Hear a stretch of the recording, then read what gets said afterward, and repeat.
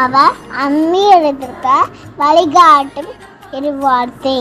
பிலிப்பியர் 4:4. ஆண்டவரோடு இருந்தே என்றும் மகிழுங்கள், இன்னும் குயிலின்றே மகிழுங்கள்.